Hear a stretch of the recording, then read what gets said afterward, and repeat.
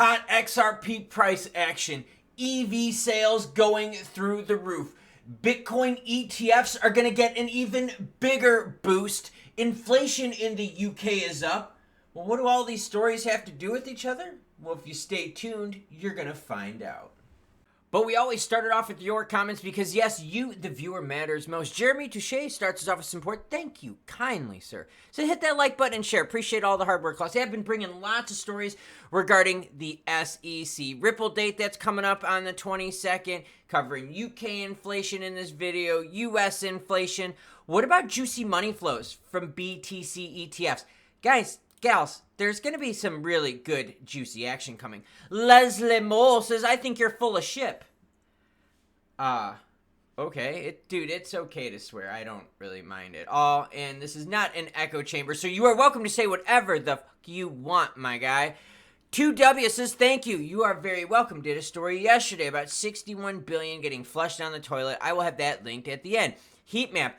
This is for the one-day time period. Looks pretty spicy, doesn't it? Bitcoin sitting at 65,253, ETH 3169. Nice on the 69 for the ETH. Thank you for doing this for the video.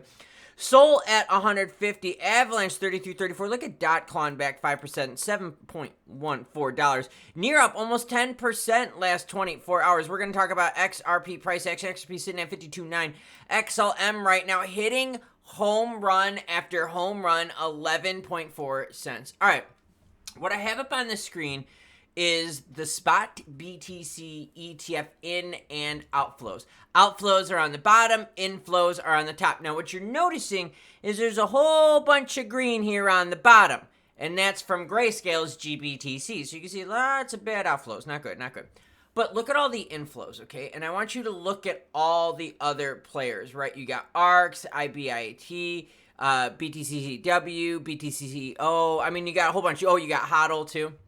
Well, anyways, what's happening now is you're seeing more and more players want to get into this ETF space because of demand. There's money to be made here, okay? So yes, if you're a Grayscale person, you're a loser. Well, Grayscale has ties to some FTX funding. I think it was Genesis too. They've got some funding tied to them. So there's some liabilities there with GBTC and Grayscale.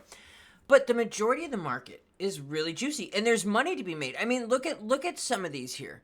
I mean, in one day, IBIT had $850 million in inflow. That's a lot of money being made, right, on these funds, okay? So what's going to happen is more players are going to want to get in the space. Now, Hunter Horsley says, by the end of 2024, people are going to be stunned by how many wealth management firms own a Bitcoin ETF. They're smart, many extremely well-informed, and increasingly share the conviction on Bitcoin. Oh, and they're longs only. So if there's a market where there's money to be made and there's an increased demand, right, because the inflows have sure blown the outflows out the water. Even with Grayscale being a big piece of crap, dude, inflows are blowing out the water. Isn't that the same thing that's happening with EVs? Look at this is EV sales from 2015 to 2022, okay? And I want you to think of all the EV makers that have come onto the scene here over the last several years because they've seen, hey, wait a minute. There's a market here. There's a reason people want EVs. Governments want to push the EV agenda. There's money to be made here. So if there's money to be made, you're going to see more and more manufacturers out there making EVs. Just like you're going to see more and more people out there creating BTC ETFs. You already got the approval from the SEC, so all these big banks and big firms have to do, copy someone else's plan, change the numbers just a little bit, make sure all the disclosures are legit, and boom, you've got a product that you can make money on. So think of the big institutions out there that so far haven't jumped into the ETF water. There's going to be a lot of pressure on them by their customers to jump into that water. UK inflation eases less than expected, 3.2% in March, sparking concerns of US-style stickiness. Oh, God. Food prices provided the biggest downward drag on the headline rate, the ONS said, while motor fuels pushed it higher. The expectation this time was 3.1. It came in at 3.2, so hotter than expected. The core figure, excluding energy, food, alcohol, and tobacco, came in at 4.2% compared to a projection of 4.1. Services, a key watcher for UK monetary policymakers, also declined from 6.1 to 6%, again above expectation. So things are above expectations. And so what's happening is in the United States, right, we had inflation pop up and then we had it go down. Now we're fighting it. It's leveling, which means what? rate cuts are going to stay high for longer. The UK's they're worried about is going to do the same thing, that you're going to get this pause. And this is what happened with the United States, right? You had high inflation. It's still really high right now. We're talking like 420 high. The date. Elevation. But you could see, right? We got it down to 3%, but it's creeping back up. It's not staying down. So this is putting pressure. The United States, the UK, on tons of countries around the globe to keep monetary standards tight. Monetary standards tight is bad for crypto, right? It really destroys the dev money. And think, I get speculation and all that crap, but if you don't have development, if you don't have products on these chains, well then, yeah, you're going to have some problems, okay?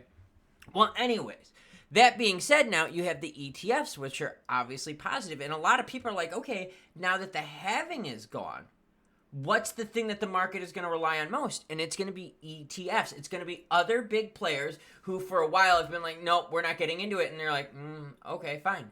And now they're going to get into it. XRP price action, we're above 50 cents. I mean, that's the juicy news I got for you.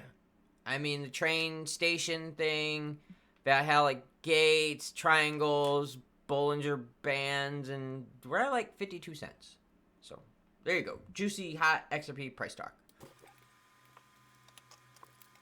You know, there really is going to be a lot of optimism priced into the market here. And there really is going to be a lot more money flowing in with these ETFs as soon as other big players are like, look, this is something sustainable and there's more money to be made. That's good for the entire market because we saw the entire market saw a big influx of cash with the BTC ETFs. It is very much like the EV space, right? Tesla is a dominant player, but now you got players like Rivian out there looking to make products to steal some of that market share. This is very exciting time. So as you're seeing demand for this stuff increase, you're also seeing the supply increase. And that's good for us because that's more money flowing in. But it also means that you're going to get better products in the long run. Now, speaking of the long run, we all are a little bit concerned about the UK's most recent inflation numbers. Okay, I get it. It's just one report. It kind of softened a bit, but everything kind of softened more so than expected. And that's the thing. It wasn't just one thing driving it. There are a bunch of things driving that last UK inflation report. In fact, we've seen here a spike recently in energy. Well, guess what, everyone? Energy is going to lead to the old inflation report again, and then it's going to go up more. And yeah, housing is going to stay high. Food is going to stay high because if energy is high, the cost to ship all that food, the cost to ship all your goods goes up, which means the price of everything goes up globally. So we've got this very interesting dynamic between macro factors, which are bad for devs, right? Because devs rely a lot on VC money to get their funding. So you got macro factors, which are staying tight, but you got ETF juice over here, which is strong. So I'm thinking the ETF juice is going to win out on this overall for the year of 2024. What are your thoughts? Let me know in the comment below. It is pouring outside today. I'm just looking out my window. It is absolutely pouring, and somehow I have to muster up 10 more miles of running. I'm supposed to get a bike session. I think we're going to do the indoor trainer today, and I'm supposed to lift today and do a mobility session later tonight. So rise and shine. Let's go. All right, everyone. I'll catch y'all later.